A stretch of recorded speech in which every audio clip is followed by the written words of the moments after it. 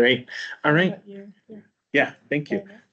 All right, so I'm going to go ahead and call this meeting to order. This is the first meeting of the task force to reimagine the former Public Safety Advisory Commission. We are noticed today from 9 a.m. to 10:30 a.m.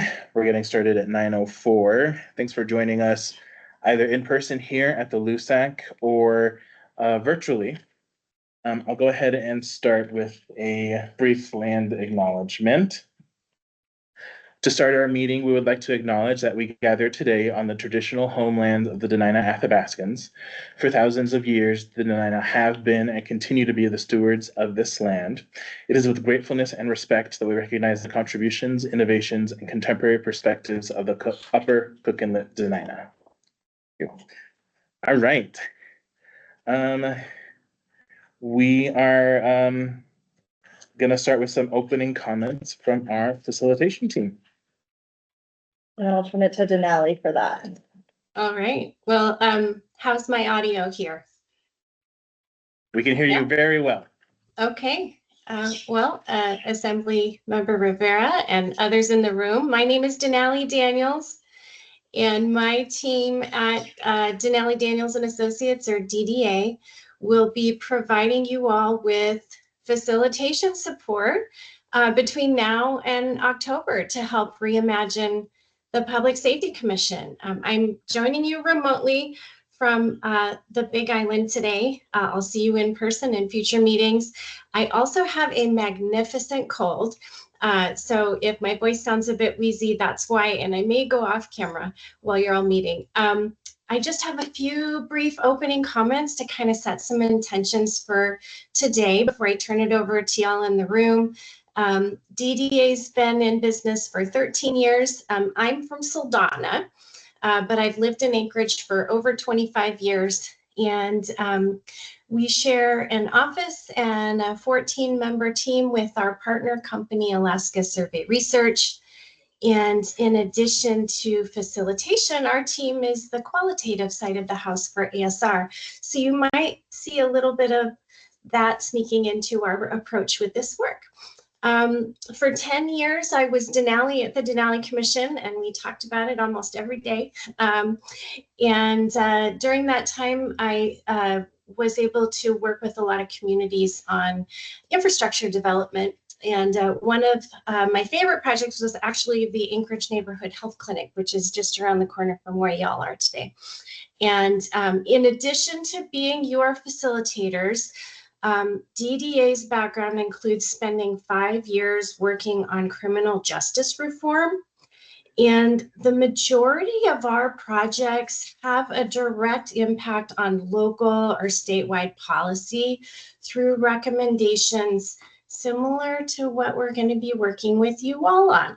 So we're pretty excited about this work. It's right up our alley. We're excited about some of the familiar faces in the room and also the new folks that we haven't quite gotten to know yet. So I want to be clear that as your facilitators, we are not the experts. You are the experts. And so I want to emphasize that we are committed to providing a transparent and open and constructive process for this work.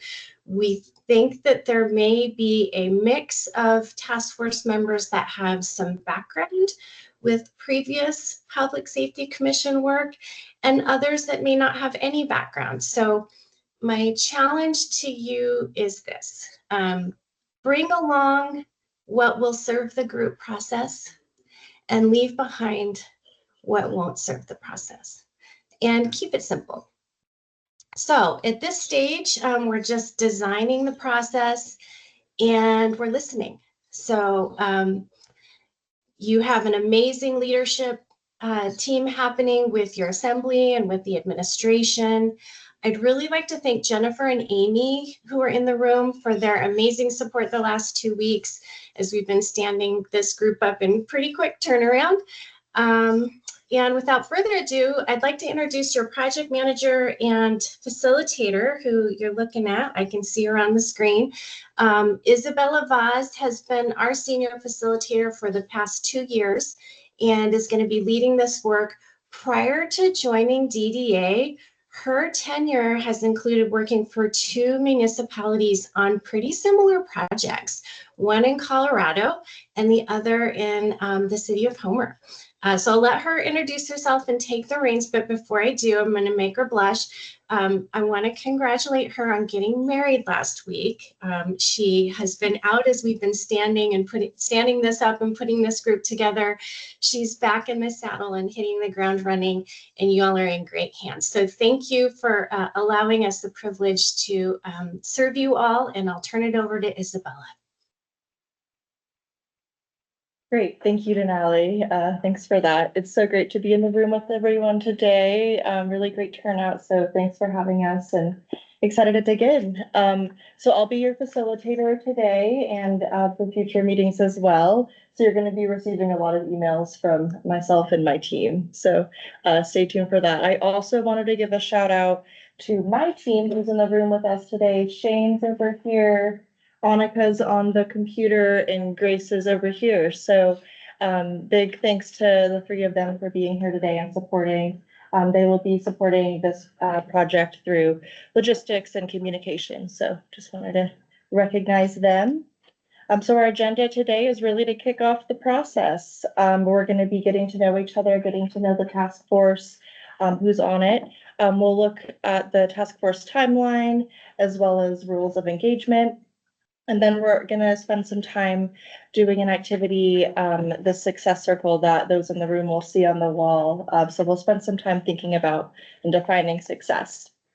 And then time permitting, we'll see where we're at when we get close to our 90 minutes, but we'd also love to hear from members of the public that I see are in attendance today. And Denali mentioned this, but as your facilitators, our role really is to be unbiased, third party.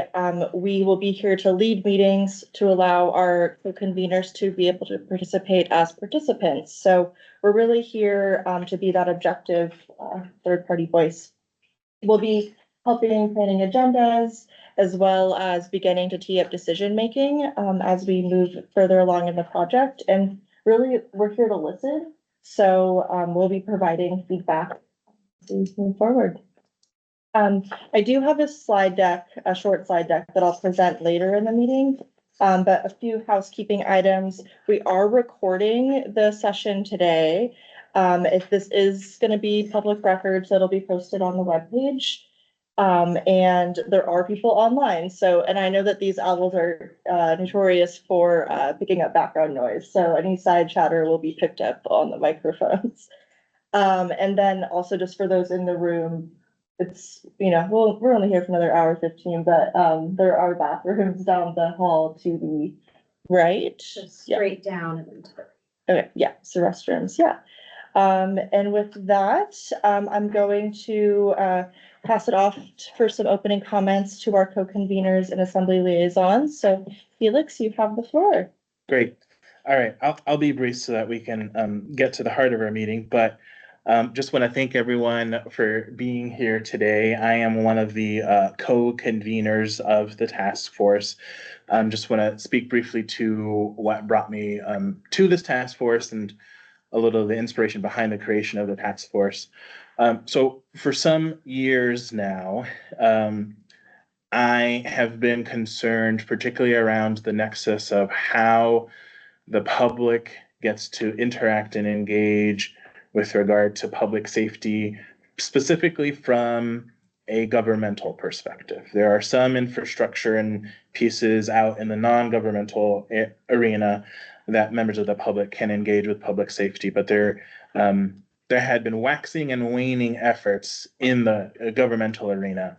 And the last effort, which was started in 2020 with a collaboration between the municipality and the Department of Justice, had a good report that came out in the end. But I think now really looking to see what specific actions we can take on. And particularly for me, I want this task force to be one where we can have difficult conversations, because this is a the area of public safety is a sensitive topic, depending on the context that you come at it from. So I want us to be open to having difficult conversations, open to putting ideas on the table, and then we will go through a deliberative process to make our final recommendations. Now, this is a time-limited task force, so I'm not going to be asking you all to spend years and years of your life here. We are done in October. So between now and October is our scope, and I'm hoping to produce some really good recommendations. The co-conveners, which are going to be Rich and I, our roles are mainly to help steward this process, working with our assembly liaisons, who are going to be myself, Anna Brawley, and Cameron Perez Verdia, who were the three sponsors of the resolution which created this task force. The liaisons and the conveners are going to be sort of the strategic thinking for this task force and help us get to accomplishing what our goals are. And I'll just briefly read a couple of lines from the resolution which created this task force, and then we'll turn it over to Rich. So this task force, our suggestions shall include, but not limited to, exploring the role of the community in public safety, including opportunities for public engagement, and providing a recommendation on forming a new entity to replace the former Public Safety Advisory Commission. So it is as simple and as complex as that. With that, I'll turn it over to Rich.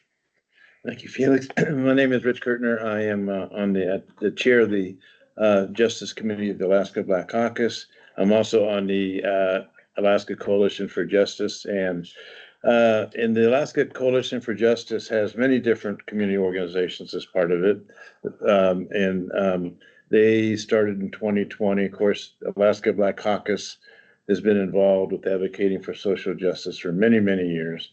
And we were primarily involved with the body cams, getting body cams on the street. And so I think the theme for the coalition and the Black Caucus is transparency and accountability. I feel like I've said those terms so many times. I hate to repeat myself, but I think that's to be completely upfront, that's what our theme is and participating in this.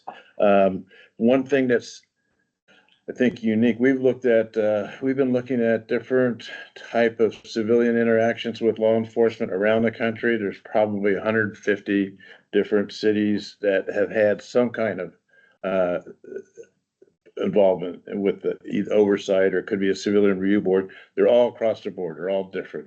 And what's important is to get something that fits the community. And so that's what we've been looking at. Keeping an open mind, whether it's a civilian review board or this safety commission or what. One thing I think is unique right now is that looking at different other states and cities, they usually create something like a review board or civilian oversight when there's some kind of a crisis. And I think what's good, what makes me hopeful, is that there's not a crisis now. We can sit down all together. This is a great array on this task force and start figuring out what works best for this community. And it's not going to be an easy task because there may be different ideas of what's right, but I'm hoping that we can come up to a consensus of what will work and what's most will. In representing, I think, the communities in Anchorage, we want something that will be meaningful, representation and community for the community in this whole process. So that's where we are, and thank you for being here, and looking forward to working on this.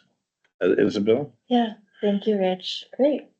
As Felix mentioned, we do have two assembly liaisons. Anna unfortunately wasn't able to join us today, but we have Cameron Perez Verdia.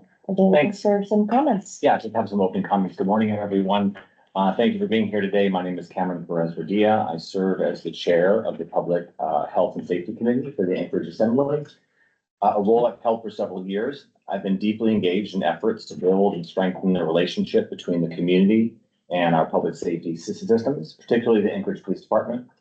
Some time ago, I was part of the decision that led to the sunsetting of the previous Public Safety Commission, which was not a decision we took lightly. The intention of that commission was to serve as a bridge between the community and our public safety services, a place where where broad representative voices could shape a safer and more trusted Anchorage.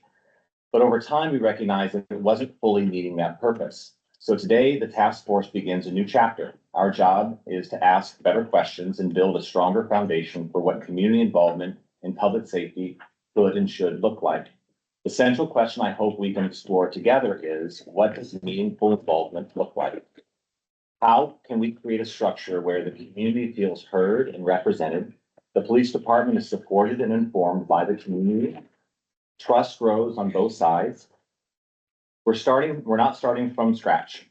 Since the sunsetting of the last commission, there have been real efforts to reflect, reform, and rebuild, especially in response to the community concerns that were amplified after a series of officer-involved shootings, including the tragic death of a young girl that deeply impacted many in our city.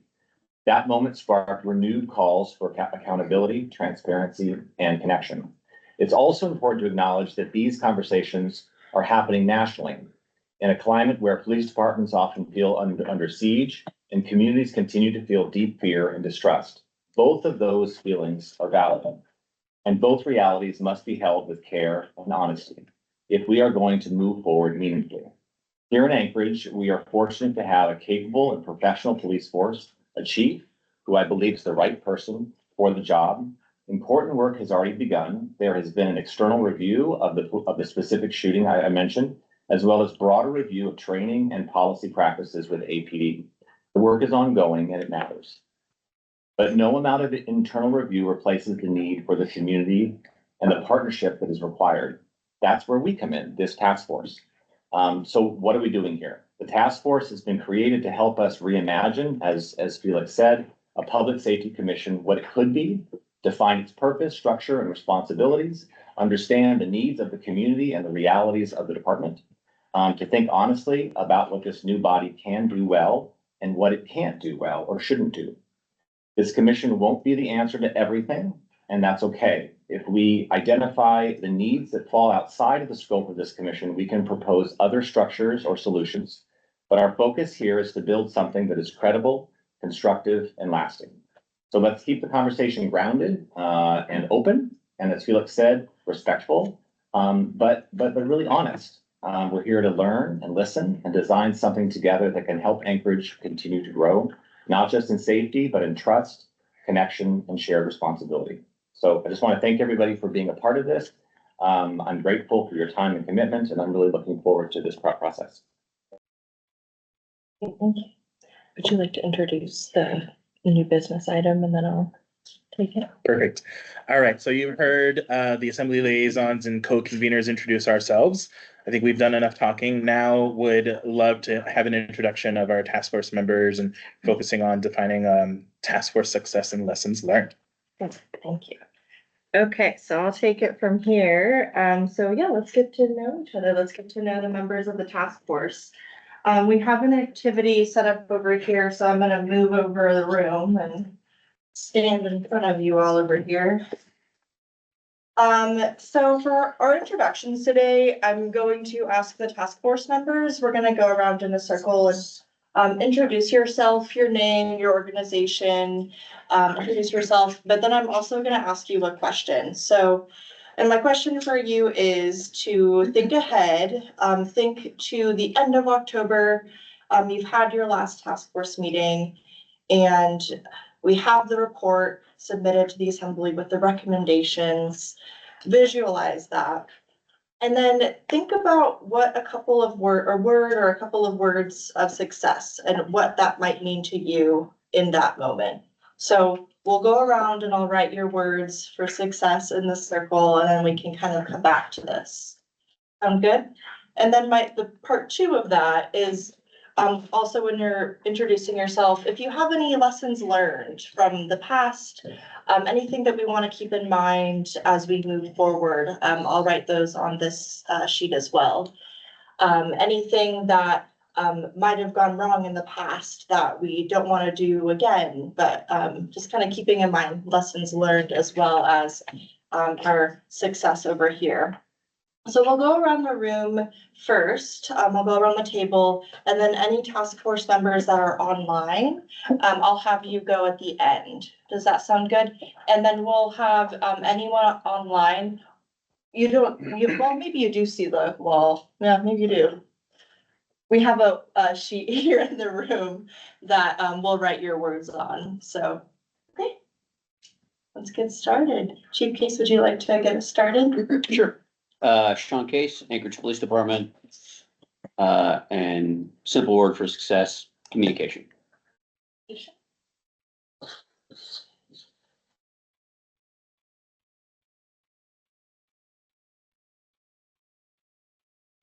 Awesome, thank you so much. Would you like to go next? Sure. Hi, good morning, everybody. Katie Baldwin Johnson. I'm the Chief Operating Officer at the Alaska Mental Health Trust Authority. Happy to be here this morning. Let's see, I think intentionality is one. I have two. I never have one. And then transparency. Intentionality and transparency.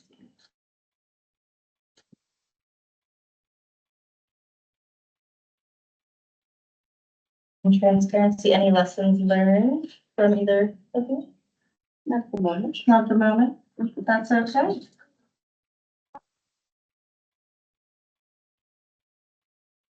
Okay, Thea, would you like to go next? Yeah, I'm Thea Agnew Benben. I'm with the mayor's office and the mayor's designee TaskForce. Do we just want like one, really like one word or? A word or two Like, words. so. 5 words if we do. Okay, I mean, this isn't one word, but I think the biggest, like the most important factor is that we have agreement on what problem we're trying to solve. So what's the gap or the obstacle or the problem in our current setup that we're trying to address with the commission? Mhm.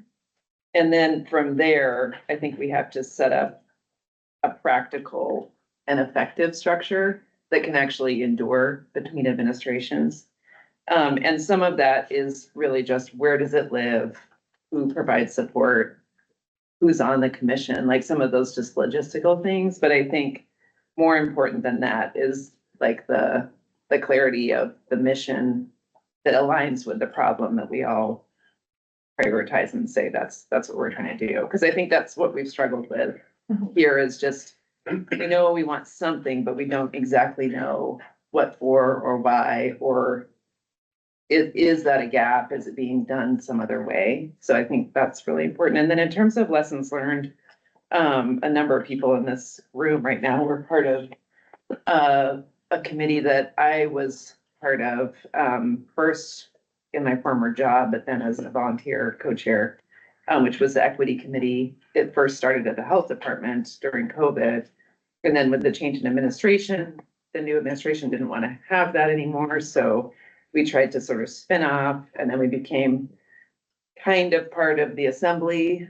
We were like a community committee of the assembly, which is strange because most assembly committees are assembly members. And we existed like that for 2 years. And then the assembly finally was like, we can't really support this anymore. So then we tried to move to the Center for the Office of Equity and Inclusion. And then some of the executive orders put a bit of a kibosh on that.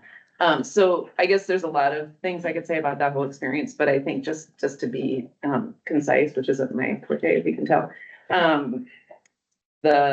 I think just having that clear location that helps it endure, and a clarity around who are the members, what are their roles, like just the kind of logistics of terms. I mean, it's all the boring stuff that you don't really want to spend time on, but it actually helps set it up in a way that can be effective over time.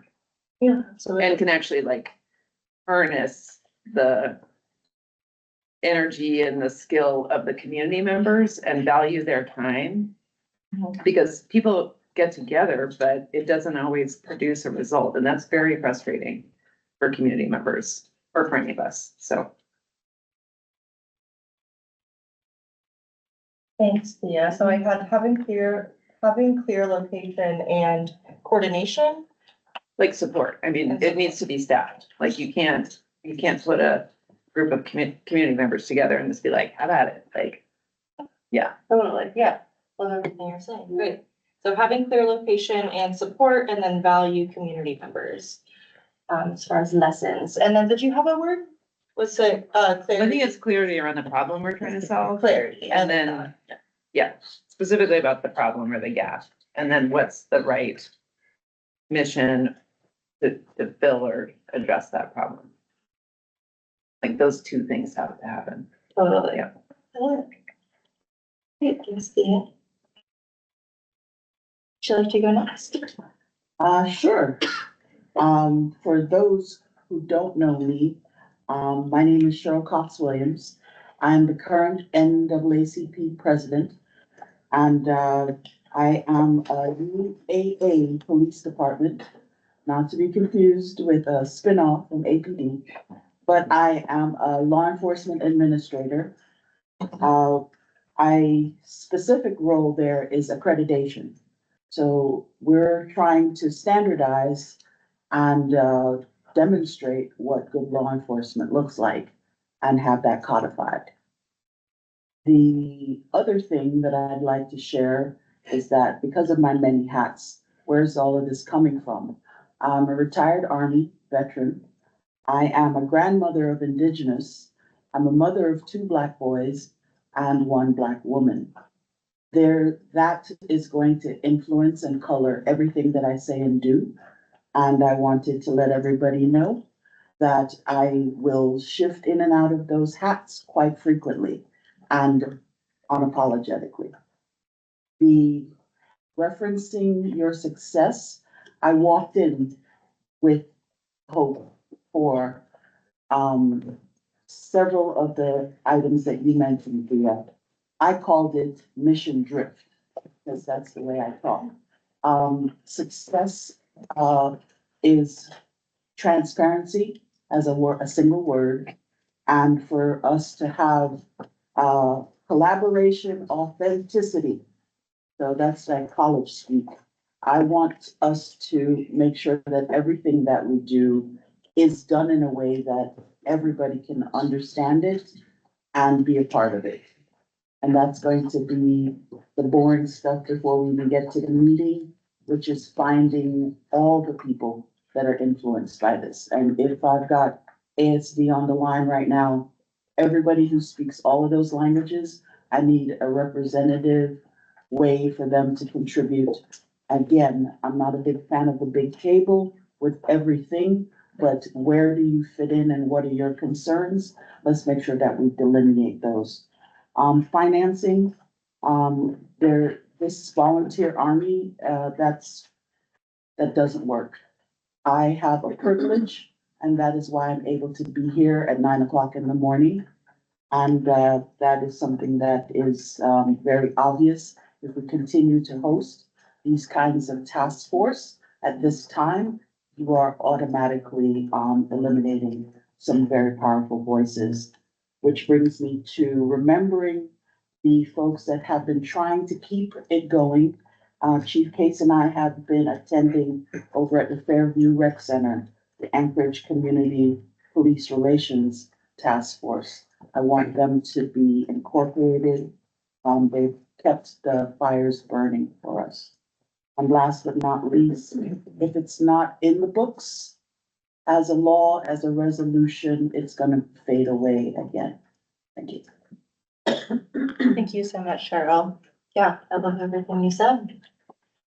So I put transparency and collaboration, authenticity. Does that sound good? Okay, good. Awesome. Thank you so much. Cameron? Yeah, for success, I put down the word real, needs to be real. Real. And I would add the word representation. I think success means that there are all the voices that need to be in the room at some point. And the lessons learned, I would like to just put the word practice, because I think if we need to try things and need to continue to working on things, and if we're gonna fail and we're gonna falter, but continuing to work on them and continuing to do it, I think is a really important piece, is that it doesn't have to be perfect, but we have to continue to practice the things we want to see succeed. So. Amazing. Thank you. Felix. Yeah, so I think there are several of those that I would agree with and probably would have stated myself. Um, oh, hello. So probably, maybe the only addition that I would have there is, sort of another measure of success at the end of the day is that, the public feels like they've been involved, so I guess involvement, public involvement, in the process. And then lessons learned, I think some of the past efforts that I've had varying degrees of success or not, I think having an array of perspectives is critical to success. And I think some past efforts did have those and some did not.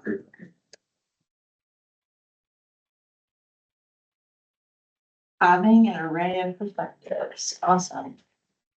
Okay, thank you, Felix. Hey, Rich. Well, I'm gonna double down on transparency. I got two words to add to that, and one is satisfaction. If we can get, hopefully, we can have some results from this that will satisfy the community and the police department. And I can, sometimes people think that we're anti-police because we're looking at these issues. I can guarantee it's not the case.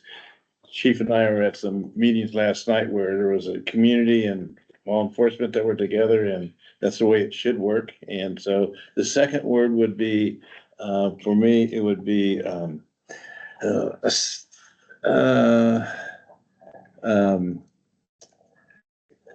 I guess lessons learned, I think would, and I think the thing we need to do, we have to look at what happened to the original or the last, Public Safety Commission. I think there's a lot of lessons to learn from that. Also, there was a commission, there was a commission called the Founders Committee that addressed some of these issues some years ago. And it's interesting to look at their report and what their input was. And it was, so I think we need to do some research on what hasn't worked here and what may work. And so that's it. And that's why we're here, yeah. Awesome, thanks, Rich. Can I write transparency again? You said that you were gonna double down on it, but I think it's cool to see. Underline Underline. it. I'll do that. Morning, my name's Darrell Evans. I'm a sergeant with the Anchorage Police Department, and I'm the president of the Anchorage Police Department Employees Association. Represent about approximately 500 of the APD's employees, both the sworn officers and our non-sworn support staff. I think two words that I would add to the success circle there would be attainable and reasonable.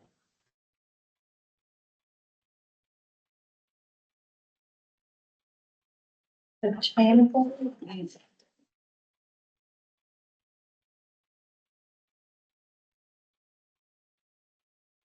Sure.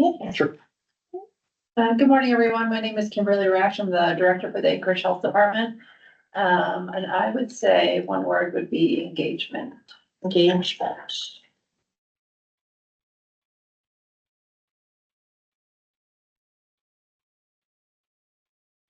Can I add one thing? Yeah, please. I just hit me when I was listening to what Rich was sharing, because I think when I was talking about clear agreement on the problem, I think some of that starts with just clear agreed upon definitions.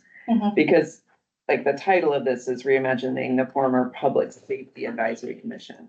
So public safety, to me, is especially from a municipal point of view, is really a joint effort. It includes police, fire, health. It includes transportation. It includes parks. It includes a whole array. So is our goal to have a commission that actually speaks to public safety in Anchorage, or is our goal to have a commission that oversees the police department? Those are two different things. So I think being clear again about definitions and like what problem we're trying to solve is really important before we jump to like what action we want to take in terms of what a commission would do. Yeah, so being clear about the problem we're trying to solve. And the definition. And the definition. Yeah.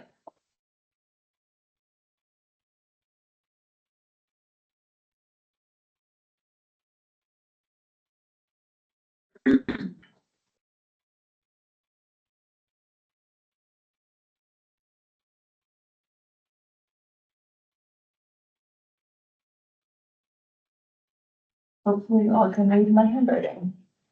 Okay, thanks, Thea. Okay, great. Got everyone in the room. What about those online? How are we following along? I'll just call on people. That's amazing. Thank Great. you. I'm like, I can't see the screen from here. So I'm gonna go ahead and start with Carl Jacobs. Yeah, thank you, Felix, and good morning, everyone. Carl Jacobs here. I serve as the president of the Anchorage School District School Board. Appreciate the invitation to participate. For me, a process that is successful and an end result looks like I heard engagement earlier. I'll add the qualifier that engagement should be meaningful. And so meaningful engagement is important, and then a process that's action oriented. I haven't been part of past efforts in this vein or in this space, but I have connected with folks who have, and I've watched many meetings of the Equity Committee. And I think one of the lessons learned that I heard from folks who participated in that was there was a lot of meeting and a lot of conversation, but maybe not a lot of end result from that process, or that was the perception or perspective shared at times. And so I'm just validating that perspective and sharing. That is something I've heard. Thank you.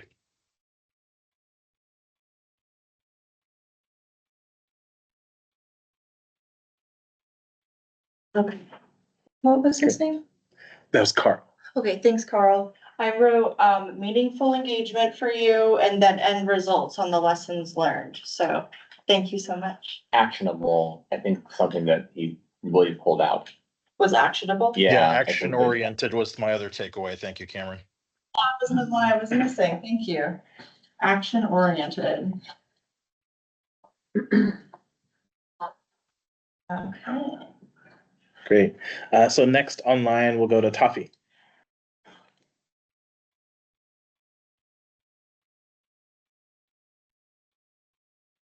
And you're on mute, Toffee, there you go. Hello, Falawa. Tafili Saunoa, Toleafua. I serve as the Executive Director of Pacific Community of Alaska. I come into this room as a Samoan Fa'afafine, someone who is also privileged to be in this space with you all, and a community that is in fear of their lives when it comes to public safety within the Anchorage municipality. The two words that comes to mind is community trust and shared power. So those are the two terms that I would come in with. Understanding. Yeah. Can you hear me? Yes, we can hear you. Community trust, and what was the second one? Shared power. Shared So power. shared Thank power, you. right? And the reason being is because a lot of these services that we talk about, like APD, fire department, the health department, from my community's perspective, these are services that have power because they have something that community needs. And very often when we come in with a mindset of we have the power to take away or do whatever we want to do into community will then just hope that you will make the right decisions for them without their voice being heard. And so I'm hoping that in this space, I would love to be heard and also double down on accountability and actionable, where in this space, I know there's so many people in power in this space that they do hear from community honestly and make decisions that will empower and give power to be shared with community. Thank you.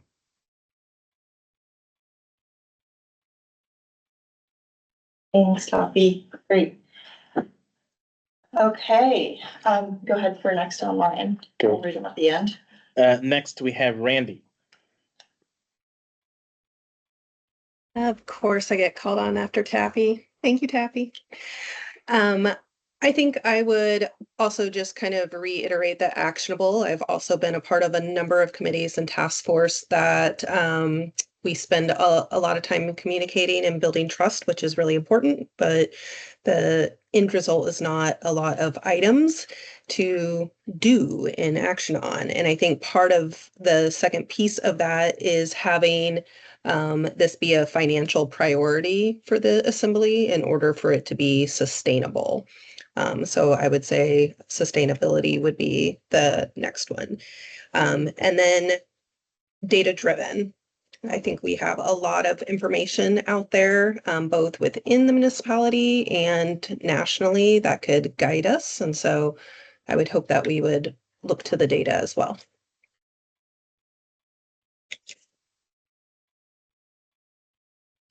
Great, thank you. And last online, we have Amanda.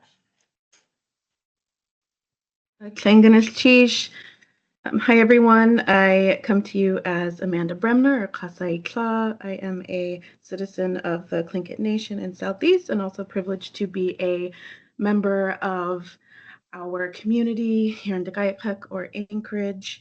I also come to you as the Deputy Director of Native Movement, a 501c3 serving Anchorage and Fairbanks areas. And part of our mission statement is building people power rooted in an indigenized worldview towards healthy, sustainable, and just communities for all. And as part of one of our strategic priority areas is just communities and community safety. So we administratively support the Alaska Coalition for Justice. As part of success, I would like to echo what was shared earlier, that anything, a framework or anything that gets developed out of this space is able to transcend administrative changes. I think sustainability is really important.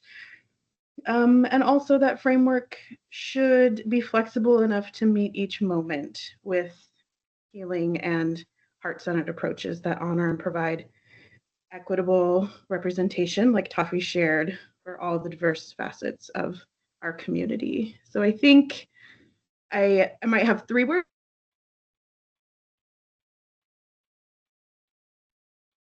Because I think being healing-centered really, it speaks to that trust that also needs to be gained, because through restoring relationships, we're building trust. I think healing-centered was what we missed. Healing-centered, Amanda? Yes, healing-centered, sustainable, and equitable. Sorry. Apologies, I am in rural Alaska today, so my internet might not cooperate. And I heard equitable. Yep. And sustainable. And sustainable. Wow. Great. So, And just really briefly, there are 2 folks who couldn't make it today, so I just want to acknowledge them and introduce them to the group, and I'm sure they can introduce themselves when they're here. So Julia Louie, who is the president and CEO of VOA Alaska, and then Mercedes Arciniega, who is the outreach and good government lead of ACPIRG, that's the Alaska Public Interest Research Group. thanks, Felix. Great, what a great group you all are. Awesome, it's so nice to meet everyone and everyone in the room. I'm gonna read the success circle so we can remember. We're visioning end of October. What does success look like? Sustainable, public involvement, communication, reasonable, intentionality, actionable, data-driven, transparency, clarity about gap, shared power, transparency, action-oriented, collaboration, authenticity, healing-centered, satisfaction, community trust, attainable, real, sustainability, meaningful engagement, representation, equitable. I don't know if I read shared power, but shared power. Awesome. Good job, guys. Cool. Well, next I have a few PowerPoint slides that I was just gonna run through, and then we'll do a time check. Felix, does that sound good? Yeah.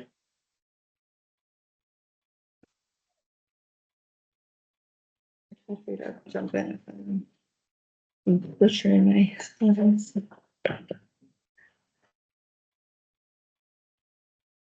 Good job, everyone. Thanks for doing that with us.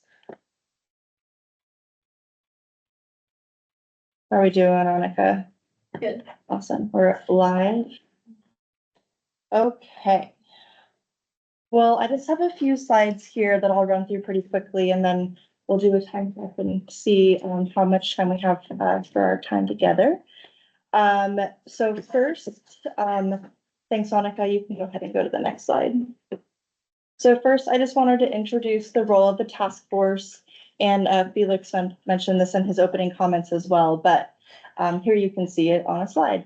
The charge for this task force is to explore the community's role in public safety in Anchorage, and to identify effective strategies for public engagement.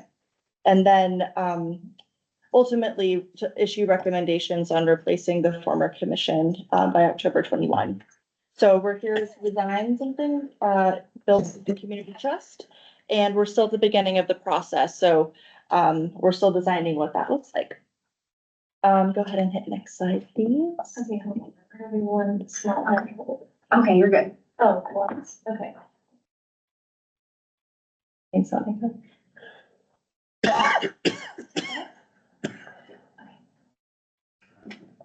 Okay, membership. So really diverse and multidisciplinary task force. You can see on the slide, it includes voices from the assembly, from the mayor's office, from the Anchorage Police Department, Health Department, school board, various unions, nonprofits, advocacy groups, and community organizations. So thanks again for everyone's time and volunteerism and commitment and energy for participating in this task force. We really appreciate it. Next slide. Timeline. So between now and August, we're in the discovery phase, which means that we're gathering input, we're hearing from the community, we're identifying models and needs. We'll be inviting speakers potentially to come talk and help ground ourselves in the process. And then between September and October is when we'll be in the recommendation development. We'll be drafting and refining proposals, and that will be included in the final report, which is we'll submit end of October, deliver it to the assembly. And then throughout this, we'll be prioritizing community participation, both during these task force meetings and then through outreach. For decision making, the framework we're going to be utilizing is consensus first, and then moving to a 50% majority decision if needed. More details to come on this one, but I also wanted to mention here that task force members are able to send alternates if needed, and they will count for our quorum. But however, as much as possible, we would like those primaries to be able to attend. An organization is able to switch out their primary if needed. So just communicate with our team. Go ahead, next slide. Communication. Task force documents will be available on the municipal website, which includes meeting notes, agendas, any supplemental materials will be available for you there. Calendar invitations will be sent through the clerk's office, and then you might receive other communications from my team at DDA. Next slide.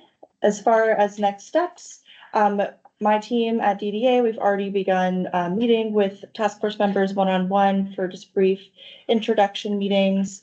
So you'll see that coming from us. And then on the slide, you'll see the task force meeting schedule that we have confirmed through the end of August, but with some additional meetings in September and October as we move into the recommendations phase.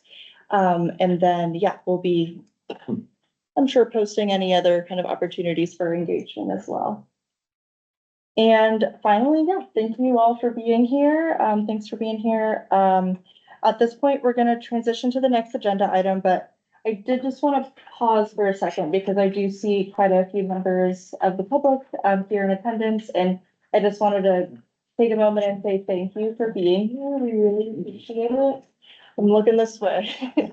But yeah, thank you all for being here. A really important part of this process is community involvement. So we really appreciate you taking the time to be here.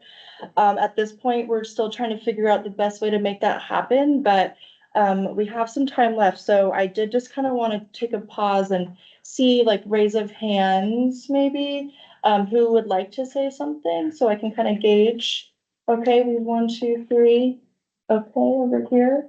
Anyone that would like to participate? 4. What about online? Maybe Amy can tell me it.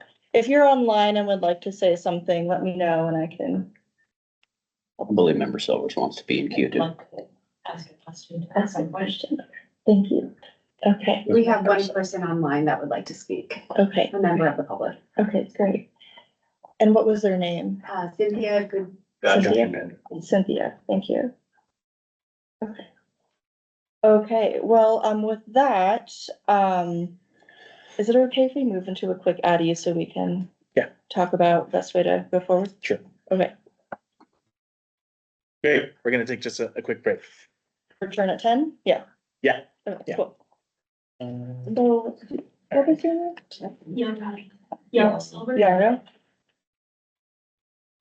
Wait, what can you do? I don't. I'm gonna go on his name. Sure.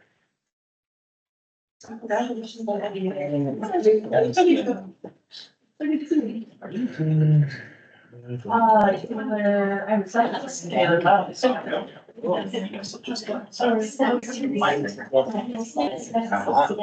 you have a? Like, I tried to send you a last man.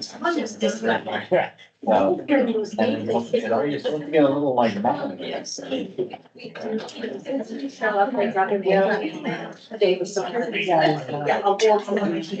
did the fear from LA stuff? It was actually pretty good. I was disappointed with the attendance, but last night we had 5 young, they met the youth group Okay, too. yeah. They were, last night we all met at Shiloh, and it was 5 young black teenagers and 6 officers on this.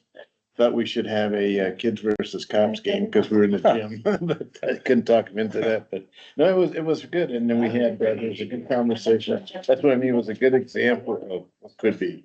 Because I mean, the kids were engaged, the officers were really engaged and it was just kind of a good feeling, you know, Okay. everybody together. That's, you know, what could happen, you know, so. Sorry, scared me. Should have done that beginning. Okay, so we have a Mentimeter that we can pull up and do like this QR code and live poll. Yeah. If people Bruce. got a Yeah, smartphone, it's, Mike can hit them. Okay. And then people online will put in like a URL. Yeah, I can do that. And then it's just like a word cloud with the question. What words represent success for this task force? So we can do that first. Yeah. And then see how much time is left. Yeah. And then, How long would you leave it open? Like a couple minutes for people? yeah. And are we're simply worrying about words like for sim, it's like or for. Yeah, exactly. So it's just, yeah, kind of the same exercise, but not task force members. So we could do that. I think that could take a few minutes. So Oh, no. in theory, 30 minutes or I mean, 20 minutes. for public comment. Yeah, If you want that. so generally, I don't want us to exceed the normal, which is 3 minutes, so, and I think we'll have room for 3 minutes for 5 people. Let's do it. And then, are you timekeeping if you want, or you just wanna kind of let people talk? If No, we should have a timer, I'm okay putting my timer on. you want like a 30-second timekeeper. Sure, yeah, that would be helpful for the public, I'm sure. Okay, I will have Queen work on that. And then, we'll do the pull the Mentimeter right at 10 and I'll give the instructions for that and then we'll move into. Sounds great. Let it things release.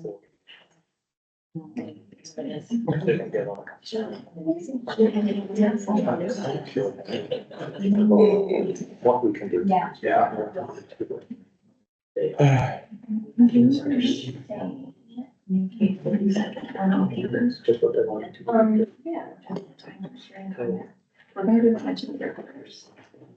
So.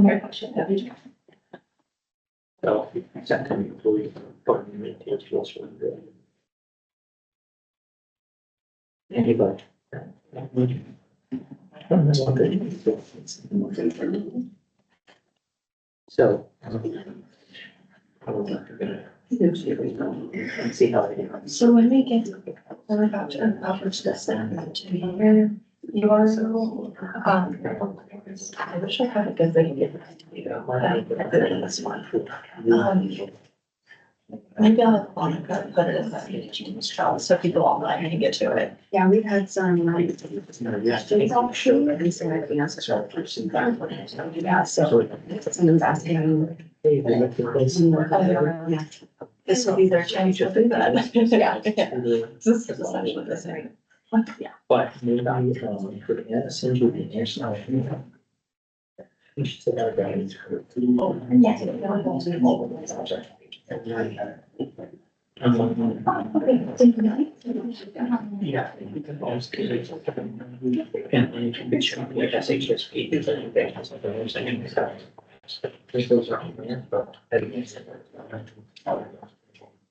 And then we can get them. On discussions. Yeah, we're gonna do the medical first. So you can run down. Okay. And can you put the URL in that?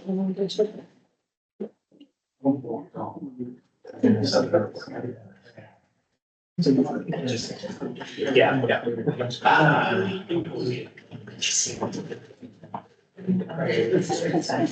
Felix, whenever you're ready to call it back. Take the floor. Cool. All right. Yeah, I think to respect everyone's time, it sounds like most everyone is back in the room. So let's go ahead and get started again. Okay, thank you, Felix. Recording's good. Okay, awesome. Well, thanks, everyone. So we'll move into the audience participation portion. And like I said, I just really wanted to echo that community involvement is really integral to this process. So excited to have you here and hear from you today. We have a little exercise here that we'll start off with, and we hope that you like. So for those in the room, you can scan this QR code that'll populate a word cloud. And the word you can enter is to the question, what words represent success for this task force? So it should look pretty familiar for the one that we just did, but would love to hear from you all on what words represent success for this task force. So you can use this QR code. And then for those online, we put in the chat a link that you can click on and enter your words that way. So hopefully it's like a multiple tab situation. Cool. So we'll hopefully start seeing those come up. But yeah, we'll take a few minutes to do that. Okay.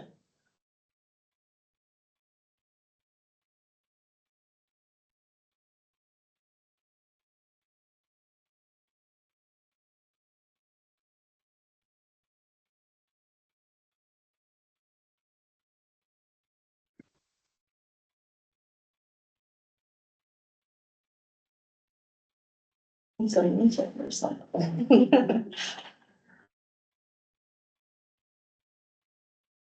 This is great.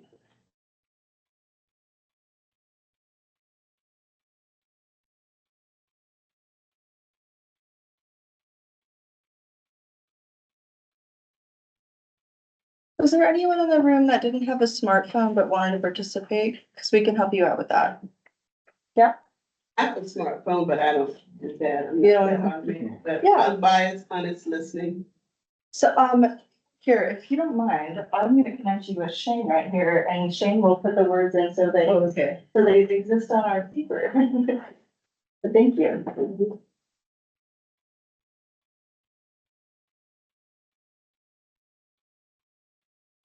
Anyone else, good? And what about those online? Is anyone having trouble? Any comments? Yeah, if you're online and have any trouble, feel free to let me know.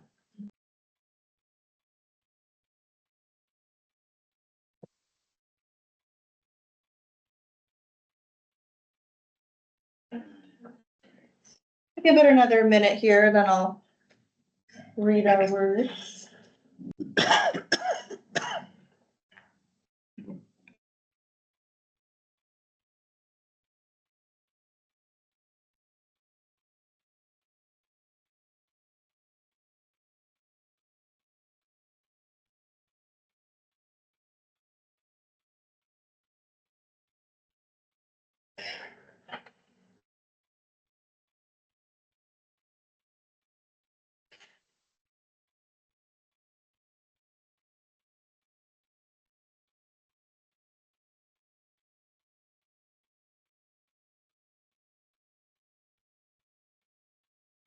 How's it going? Everyone good? Cool. Looks like we're slowing down.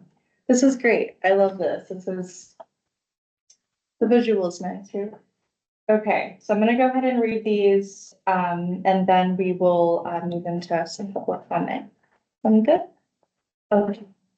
So communication, honest listening, justice, meaningful, democracy, community involvement, accountability, transparency, intentionality, equitable, non-performative, define problem, clear mission, define terms, sustainable, and engagement. So, good job, everyone.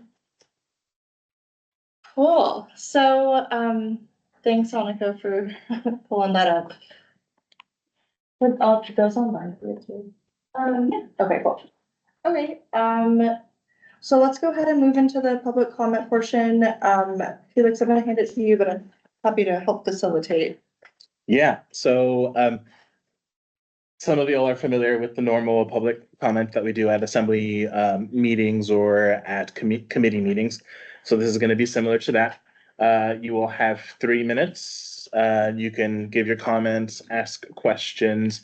We may not answer your questions right here, right now, but definitely feel free to speak to anyone after the meeting, and we can do our best to address your questions. With that, There's a question. I'd like to do. Oh, sorry. Okay. yeah, we have. I have a list going, yeah. Yep. With that, I'll turn it over to the list. And I just want to make sure we're leaving like 5 minutes at the end to. Yes. Okay, cool. Just check. Okay, Cynthia. Oh, she's online. That's perfect. Let's do that. Let's do online first. Hi, can you hear me? Yes. Okay. So I guess, well, one of my main concerns was starting into this, that the day and time of these meetings don't make a lot of sense. I'm going to let you know that right now. Even as somebody who works in, you know, an office type of profession, it would be very difficult for me to get there at 9 a.m. And so I can imagine that for even other members of the community, that would be almost an impossibility for them. So that's something that I think you all should consider. It's really important if you actually want community involvement, then you're going to have to make it at times that community could be available.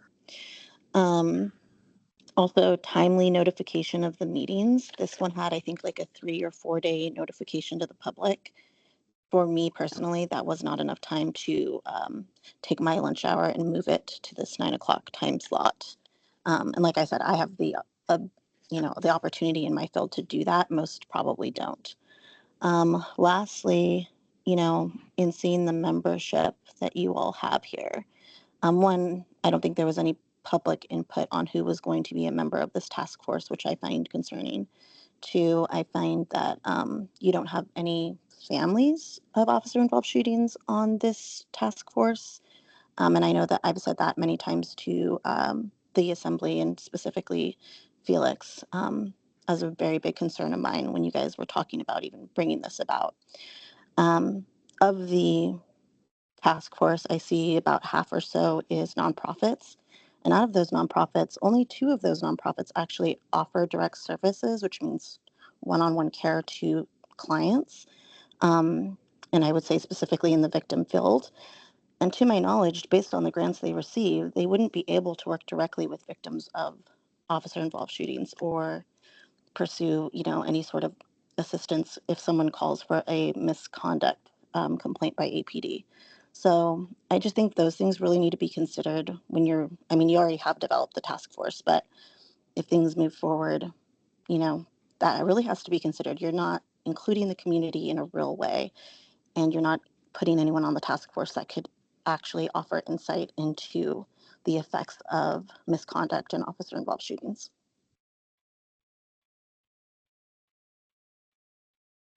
Thank you. Thank you, Cynthia. Yara, want to go next? Sure. Yara Silvers, Anchorage Assembly, East Anchorage. And I kind of just wanted to echo a little bit what the previous speaker said about how the task force members were chosen. I don't, that was a very transparent process.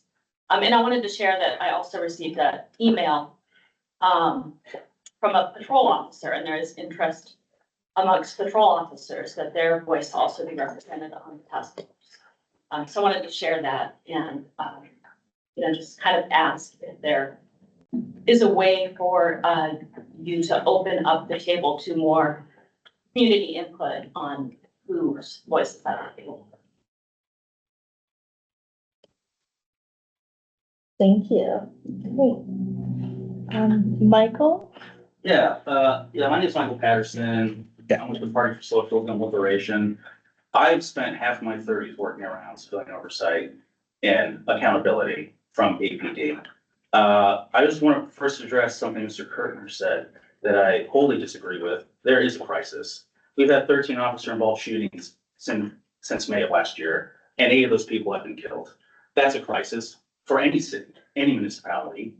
And so I want to give a little bit of context to what PSL has done for the last 5 years. We were the first organization in the city at our George Floyd protest back in 2020 to call for body cameras. And we called for body cameras because a family member, a mother of a child who was killed back in February 2020, asked us to do that. We work regularly with families, providing victim services with a partnership with Empowerment Advocate for families of officer-involved shootings. We actually proposed something called a community compact last year, which is eerily similar to what this is.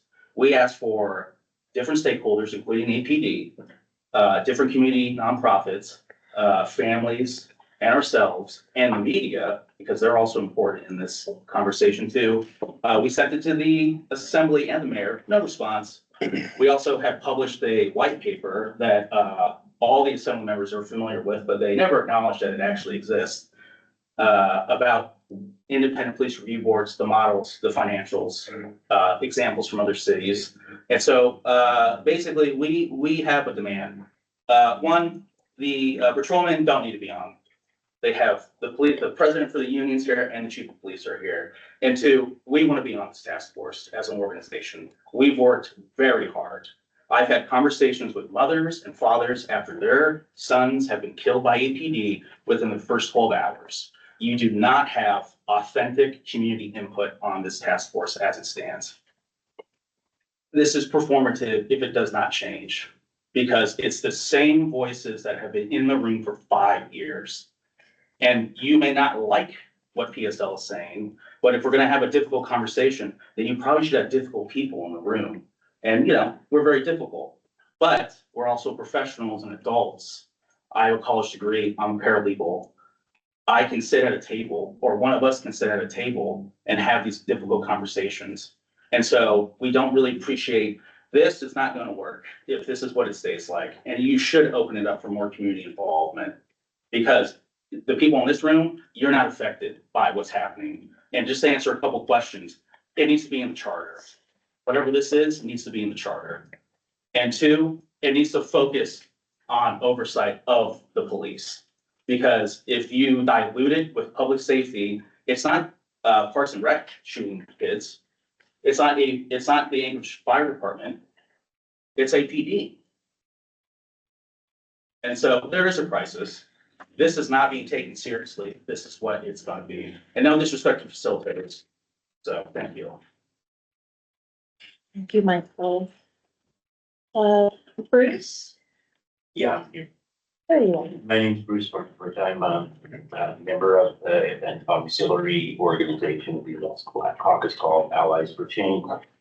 And a member of the Alaska Coalition for Justice, but more importantly,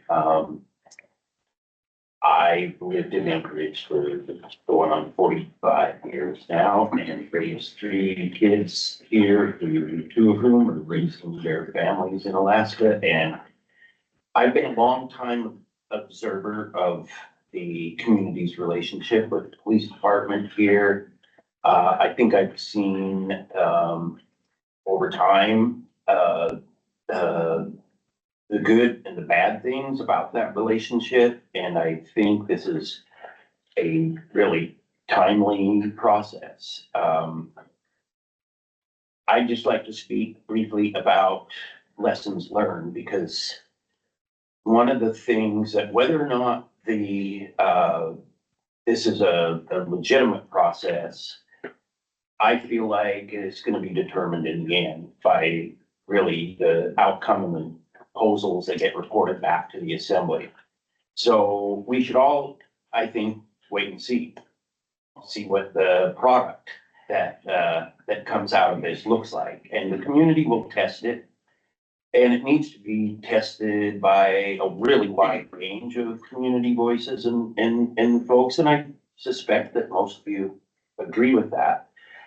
But I'm bringing it up to re-emphasize it because having studied the literature and the research out there about community police relations and the different organizational forms and structural forms that it takes in cities and so on around the country, and the research that's been done into the effectiveness of those various structures and so on by organizations like NACO, that's a long acronym for a nonprofit organization that does research into civilian oversight of police in various cities, counties, and states around the country.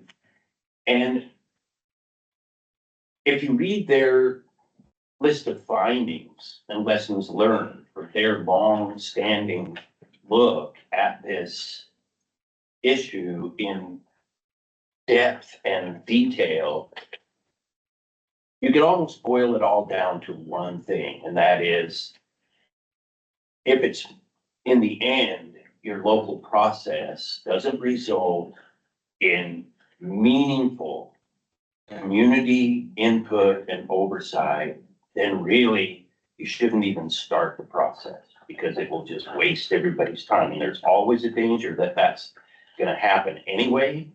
But in this case, I think it's particularly clear. Thank you, Bruce.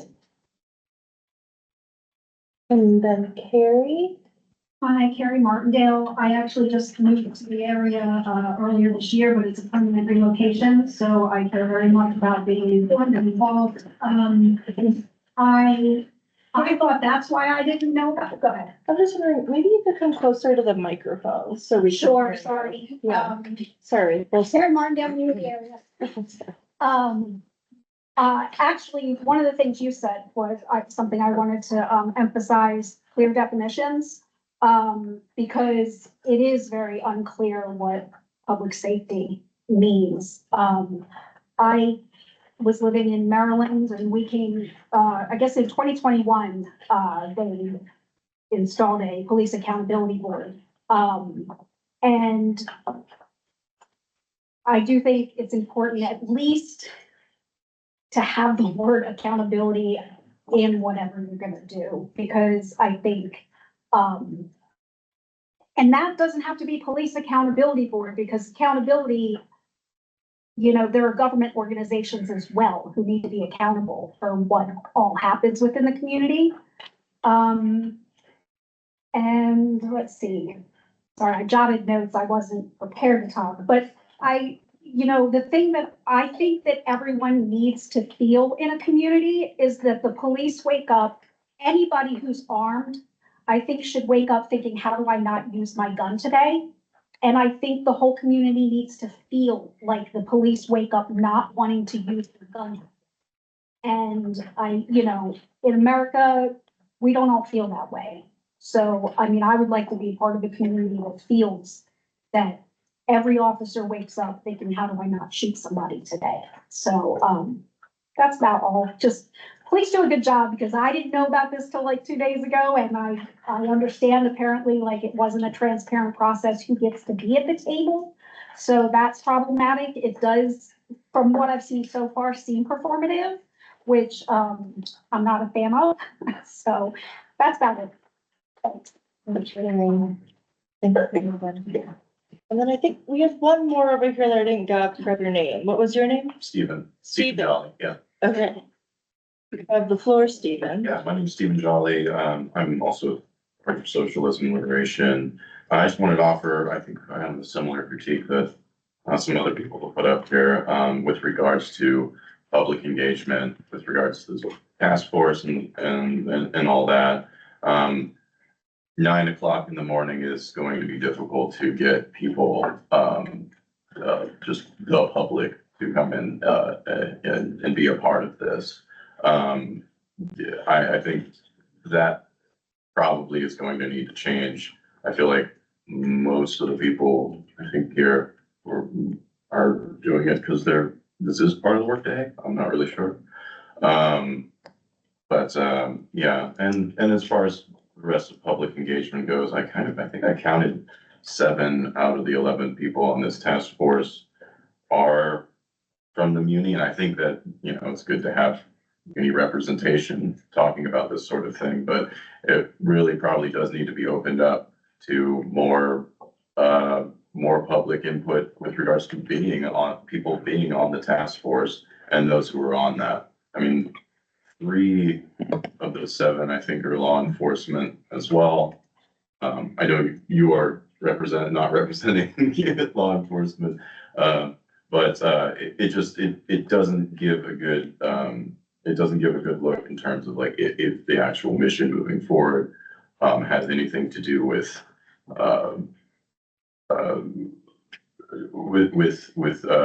actually mirroring what the public might be wanting out of this with regards to its mission. I am kind of curious, like who is actually here from the public? I don't know if you can, Yeah. it just seems, yeah. And then, You're with the city. yeah, and then of course, there's just the, Representing an elected official that's been voted in by the whole community, and I've lived here since 1973, so. you're in the community, that's fine, we all live here. That's true. And then maybe a change in forum would also probably be, or venue, I mean, would probably also be helpful, with regards to increasing public engagement, because this is kind of a small space for more people to show up, if that's what the goal is. Anyway, thanks. Thank you, Stephen. Is there anyone else that would like to have the floor? Okay. Well, I'll hand it back to you. Okay, start with comments and then. So before I do that. Oh, sure. So, the next task force meeting, thank you everyone, thanks, Henry. Thanks everyone for that. Just a few closing comments here. We do have the next, task force meeting, scheduled for 9 a.m. on July 10th in the same location. But I'm going to turn it over to the co-conveners for any final comments. And then just one last thing, if you are a task force member and you haven't scheduled your one-on-one with me and Denali, please do that. So if you have any questions on how to do that, you can ask me after the meeting. Sounds good? Okay, Felix? Well, so final comments, this has been an interesting hour and a half. I knew it would be. I know this whole journey is going to be interesting. I've never been involved in something like this, and I'm anxious to see how it works out. I'm glad that we have participation from the public on the task force and without. And I can guarantee there are good people who have good motives for this, and we enjoy public input, but it's going to be a journey to get to October. So buckle up. Great. Thanks, Rich. So a few things from me. Just want to appreciate everyone taking their time to be here today. And just want to note for the record that one of the task force members, Mercedes, was on a flight during this meeting. Otherwise, she would have enjoyed being here. So she apologizes for not being able to be here. Just want to address a few of the things that were brought up, both by task force members and by members of the public. So I am someone who doesn't like to waste my time, particularly because I don't have much of it, and I suspect neither do most of y'all. I have in the past created and helped work on 2 different task forces for the assembly, both of which led to actual substantial action that came before the assembly, and the assembly decided yes or no on it, which is the political process. So certainly, and in those 2 prior task forces that I created, membership was open. There was no definition of membership. So if you came to the task force meeting, you were a member. I think in the discussion of this particular task force, I think there were varying opinions, and one of the opinions was having a defined set number of task force members may be beneficial. I'm willing to admit that maybe that's something that we should look again, whether that's an extension of the number of task force members or going back to prior models that I am more used to. Certainly with regard to the time of the task force, I mean, I will say right now I'm missing a work meeting that I probably should be at for my day job. And then, so certainly that's something I can bring back to the strategic group, whatever we call ourselves, and see if we can revisit time of this task force. And aside from like these meetings, what are more meaningful ways that we can engage in the public? We've talked about surveys, we've talked about town halls, so certainly you'll probably hear more of that.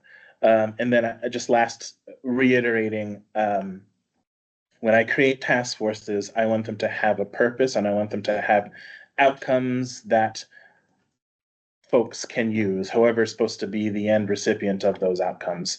So certainly I hope that when we go through this process, it does not waste anyone's time and that there are outcomes that are realistic and implementable. Really appreciate everyone's time. With that, we will adjourn.